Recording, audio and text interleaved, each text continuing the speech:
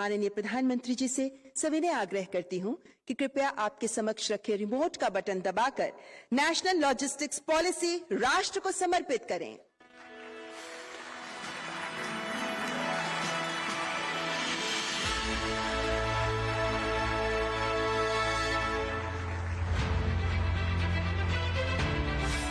देश की प्रगति को गति प्रदान करने के लिए माननीय प्रधानमंत्री श्री नरेंद्र मोदी जी ने पिछले वर्ष पीएम गति शक्ति नेशनल मास्टर प्लान को लॉन्च किया था।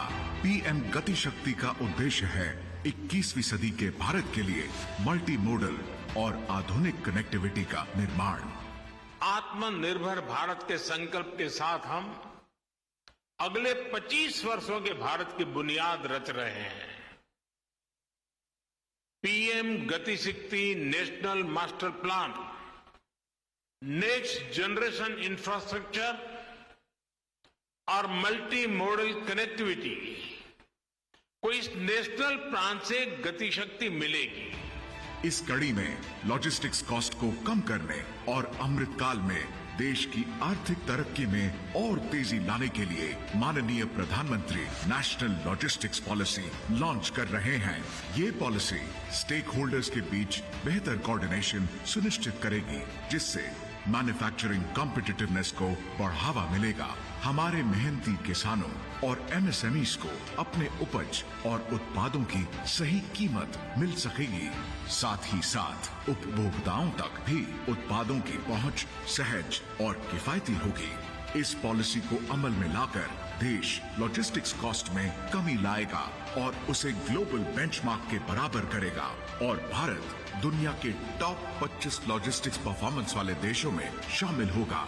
इसके लिए विश्व स्तरीय इंफ्रास्ट्रक्चर, आधुनिक वेयरहाउसिंग, डिजिटल प्रक्रिया और रेगुलेशन, ट्रेसिंग और tracking, ease of arranging shipment और टाइमलीनेस जैसे कंपोनेंट्स पर विशेष फोकस है।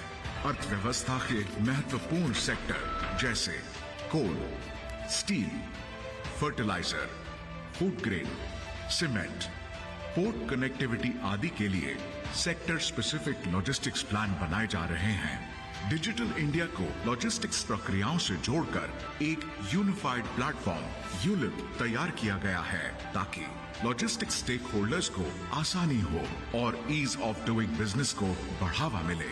लॉजिस्टिक्स एफिशिएंसी बढ़ाने में भारत सरकार और राज्य एवं केंद्र शासित प्रदेशों की अहम भूमिका है। राज्यों के लॉजिस्टिक्स परफॉर्मेंस के आकलन के लिए हर साल logistics ease across different states यानी लीड सर्वे कराया जाता है।